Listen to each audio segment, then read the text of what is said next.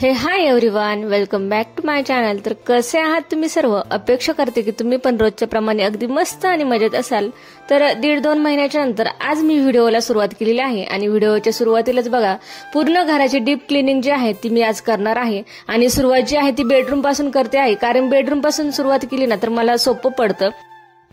आणि आता हा तुम्ही व्हिडिओमध्ये पसारा बघितलाच असेल, तर एवढं सर्व जो पसारा आहे बेडरूम मधला मला तो आजच्या आज सर्व आवरून घ्यायचाच होता। आणि या ज्या वस्तू आहेत माझा हात पुरत नाही म्हणून मी त्या साहेबांना सांगितलं होतं काढायला, आणि जड देखील आहे म्हणून मी त्यांनाच सांगितलं। बऱ्याच दिवसानंतर आज ते मला मदत करत आहे, नाही तर मग इतर वेळेस काय होतं मला एकटीलाच हे करावं लागतं। जेव्हा ठेवायची वेळ आली होती ना तेव्हा मी हे एकटीनं सर्व ठेवलं होतं।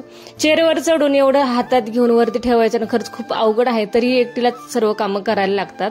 आणि आता ते घरी होते त्यामुळे त्यांनाच सांगितलं काढून द्यायला। आणि आता तुम्ही टीव्हीवरची धूळ बघितलीच असेल, बरेच दिवसापासून या वस्तू अशा ठेवून दिलेल्या होत्या, म्हणून आज ज्या आहेत त्या सर्व काढून घेतल्या। आणि काढून आता बघू एक्सचेंज मध्ये दुकानामध्ये बघा जुन्या वस्तू देऊन नवीन वस्तू पण भेटतात, किंवा मग भंगारामध्ये ह्या वस्तू मला द्यायला लागणार, पर्याय नाही, कारण घरातही ठेवून त्यांचा काही उपयोग होणार नाही। त्यामुळे आज ते आहे काढूनच घेतल्या।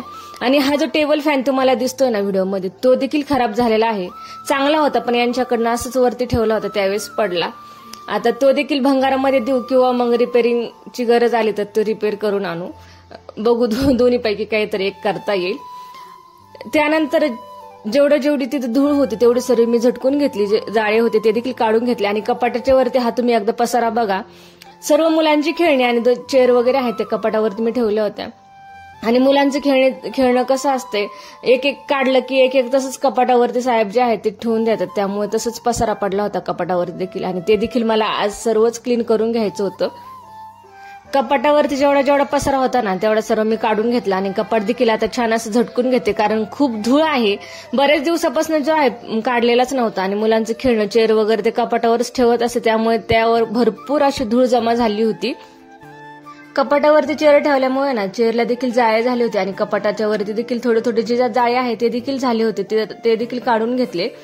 आणि या ठिकाणी कपाट आवरून झाल्याच्या नंतर जेवढा कपाटावरती पसारा होता तो सर्व खाली घेतल्यामुळे पूर्ण बेडरूम जे आहे पसाराने भरलं होतं। आणि कसं मला बेडरूम आवरायचं आहे, कशा पद्धतीने मी बेडरूम ठेवणार आहे हे मला काहीच आयडिया नव्हती, तरी देखील माझं या ठिकाणी आवरायचं काम चालू होतं। त्यानंतर बऱ्याचशा वस्तू मला बेडमध्ये देखील ठेवायच्या होत्या, त्यामुळे बेडची जी गादी आहे ती एकटीनंच ओढून ताडून साईडला केली।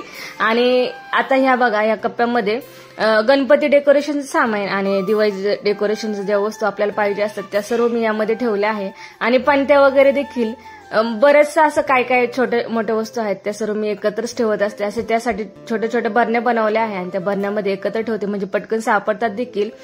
आणि ही घाण बघा, बेडच्या जी साईडनी थोडीशी जी रिकामी जागा असते त्या पूर्ण जागेमध्ये जी आहे जाळे आणि बरेचशी अशी धूळ आहे ती घाण जमा झालेली होती, ती देखील मला काढून घ्यायची होती। तर बघा व्यवस्थित असं झाडून घेतलं। आणि त्यानंतर एक बॅग त्या ठिकाणी ऍडजस्ट होईल एवढीशी जागा मी केली, आणि ती बॅग जी आहे माझी त्या ठिकाणी ऍडजस्ट झाली। आता ज्यांच्याकडे वॉशिंग मशीन आहे त्यांना नक्कीच अनुभव आलेला असेल, जर आपण मशीनमध्ये नवीन कपडे वगैरे टाकले ना तर मशीनची जी घाण आहे त्या कपड्यांना लागते आणि व्यवस्थित कपडे निघत नाही। त्यामुळे मी काय करते, जेवढे नवीन कपडे वगैरे आहेत ते सर्व मी हातानेच वॉश करत असते। आणि जे डेलीचे कपडे बेडशीट वगैरे आहेत तेच मी मशीनला लावत असते। तर या ठिकाणी बघा खिडकीमध्ये जेवढे नवीन ड्रेस आहेत ते सर्व मी एकत्र जमा करून ठेवले, कारण एक ड्रेस तर काय धुत बसायला टाइम देखील वाया जात, त्यामुळे 2-3 ड्रेस होतात आणि त्यानंतर जे आहे मी वॉश करते। खिडकीतला पसारा आवरून घेतल्याच्या नंतर मुलांची जी सायकल आहे ती देखील ठेवून दिली होती, बऱ्याच दिवसापासून ठेवून दिली, म्हटलं आता त्यांना दोघांना खेळायला होईल आणि त्यांची सायकल शिकणं देखील होईल, त्यामुळे जी सायकल ठेवून दिली आहे ती देखील काढून घेतली। आणि मुलं पण खुश झाले सायकल बाहेर निघाल्याच्या नंतर, कारण बऱ्याच दिवसापासून त्यांना आज सायकल बघायला भेटली होती। आणि बघा पूर्ण बेडरूम माझं छान आवरून झालं, आणि आवरून झाल्याच्या नंतर एवढा सर्व जो कचरा आणि धूळ आहे फक्त ती बेडरूम मध्येच निघाली, बाकीच्या रूम तर मला क्लीन करायचे होते। तर बघा अशा पद्धतीने छान मी माझं बेडरूम जे आहे मस्त असं आवरून घेतले। कपाटावर देखील काहीच पसारा ठेवला नाही, पूर्ण कपाटाच्या वरती रिकामी जागा केली। आणि हे जे आहे वरती ते देखील छान असं रिकामं करून घेतलं। आता फॅन बघू कधी मला रिपेअर करून आणता येईल किंवा त्याचं काय करता येईल ते बघल, पुढे मी व्हिडिओमध्ये तुमच्यासोबत शेअर करेलच। बेडरूम छान आवरून झाल्याच्या नंतर तुम्ही हा पसारा हॉलमध्ये देखील बघा आणि हॉलमध्ये देखील तेवढाच पसारा या ठिकाणी माझा होता आणि हॉल देखील मला आज पूर्णच आवरून घ्यायचा होता. तर संध्याकाळच्या वेळेला जे आहे हॉलची क्लिनिंग करत आहे. हॉल आवरता आवरता मला संध्याकाळ का झाली पुढे व्हिडिओमध्ये तुम्हाला समजेलच आणि दिवसभराचं जे रुटीन आहे ते तुम्हाला आजच्या व्हिडिओमध्ये समजेल आणि पुढे देखील मी व्हिडिओमध्ये तुम्हाला सांगतेच की मला आवरता आवरता एवढा उशीर का झाला. तर बऱ्याचशा अशा वस्तू होत्या म्हणजे मला ज्या बेडरूम मध्ये ठेवायच्या होत्या त्या आणि काही ज्या वस्तू आहेत त्या मला किचन मध्ये ठेवायच्या, त्या सर्व वस्तू एकत्र सर्व ज्या आहेत त्या हॉलमध्ये जमा झालेल्या होत्या. म्हणजे पाण्याची बॉटल वगैरे ज्या आहेत त्या देखील मी किचन मध्ये ठेवून दिले आणि कपडे वगैरे जे मला घडी करून ठेवायचे होते आजचे वाळलेले कपडे तर ते देखील व्यवस्थित छान अशी घडी करून बेडरूम मध्ये ठेवून दिले. आणि त्यानंतर बघा टीव्ही बेसचा हा टेबल आहे छोटासा, त्यामध्ये देखील मी वस्तू ठेवत असते आणि त्यामध्ये सर्व देवांचे साहित्य, देवांना लागणाऱ्या वस्तू आणि जे आपले सणाला वगैरे पाहिजे असतात चौरंग पिढे वगैरे ते ह्या कप्प्यामध्ये मी ठेवत असते. आणि बऱ्याच दिवसापासून हे देखील मी आवरलं नव्हतं तर आज हे देखील छान आवरून ठेवा म्हटलं तर त्यासाठीच हे सर्व जे पसारा आहे काढत आहे.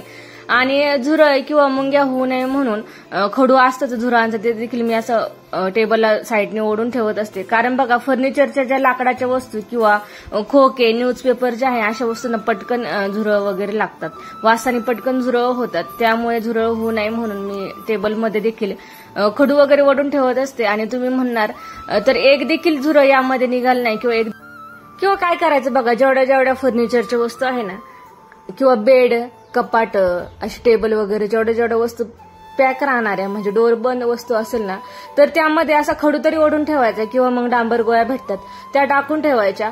आणि जेवढा डांबर गोळ्या संपल ना तर पुन्हा या ठिकाणी डांबर गोळ्या ज्या आहेत त्या टाकायच्या. त्यामुळे वासाने जे आहे अजिबात किडे किंवा झुरळ वगैरे होत नाही. तर या टेबलमध्ये देखील मी तेच करते आणि कपाट आणि बेड जे आहे त्यामध्ये देखील मी डांबर गोळा टाकून ठेवते.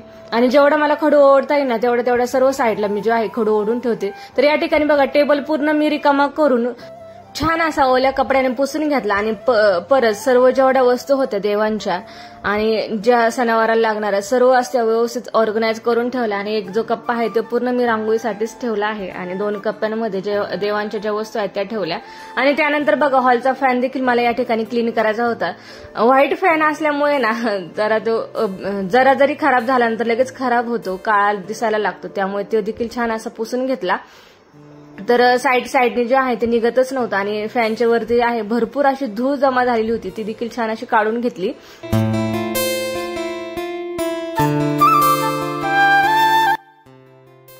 तर पहा दिसायला एवढा खराब वाटत नव्हता पण जेव्हा मी क्लीन केला त्याच्यानंतर बघा ही नॅपकिन बघा पूर्ण दोन्ही साईडनी खूप काळी झाली होती. एवढी सर्व धूळ जी आहे ती फॅनवर झालेली होती.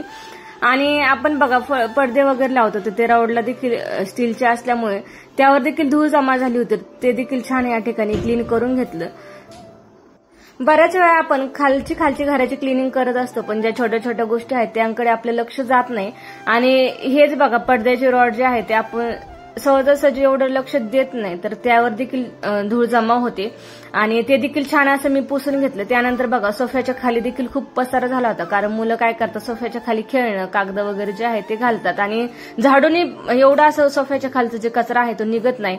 जेवढा काढता येईल तेवढा मी रोज काढून घेत असते पण बराचसा जे कॉर्नर पीस आहे सोफ्याचे त्याच्या खालचा जो कचरा आहे तो निघतच नाही आणि जास्त करून त्याच साईडने जे आहे ती कचरा आणि घाण जमा होती.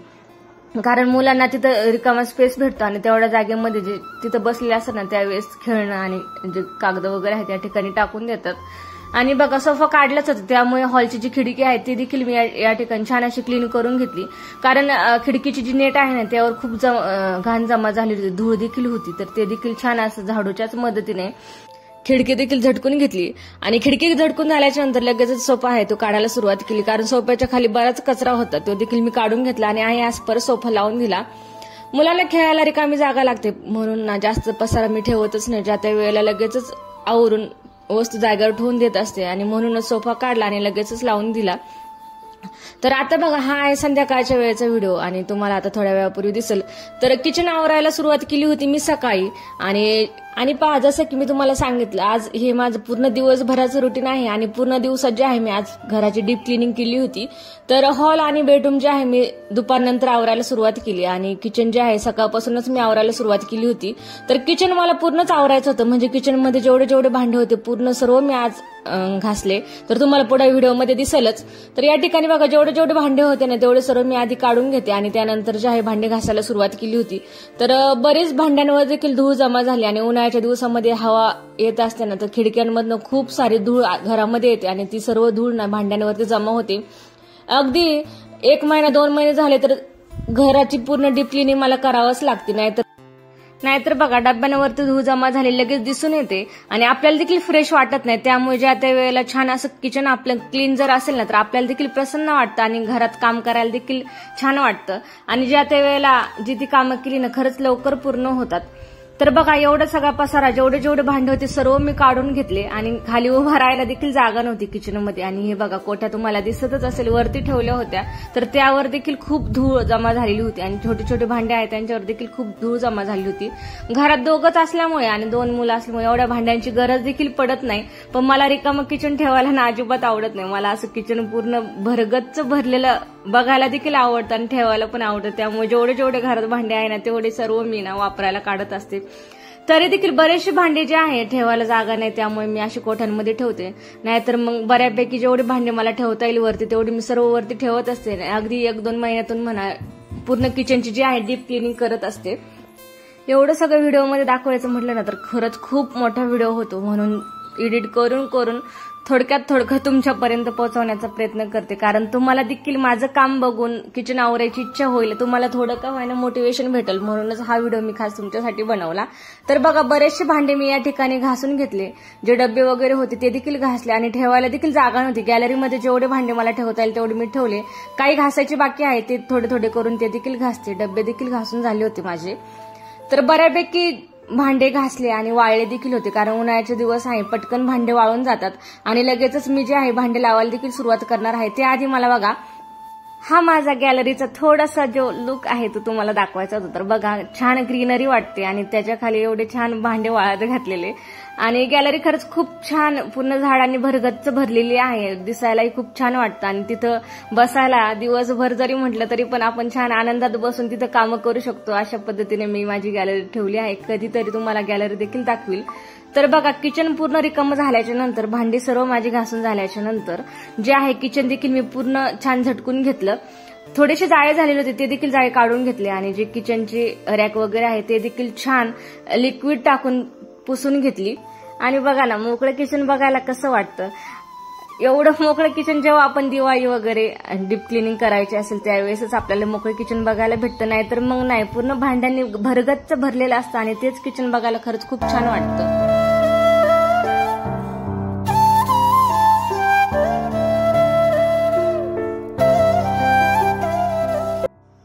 आपण दिवसभर घराची कितीही क्लिनिंग करा, पण जेव्हा आपण घर पुसतो तेव्हा आपलं घर छान क्लीन झाल्यासारखं आपल्याला वाटतं आणि घर पुसल्याच्या नंतरच आपली जी क्लिनिंग आहे ती पूर्णपणे कंप्लीट झाल्यासारखी आपल्याला वाटते. तर आजचा हा व्हिडिओ बघून तुम्हाला देखील तुमचं किचन आवरायची इच्छा होत आहे का, मला नक्की कमेंट करून सांगा.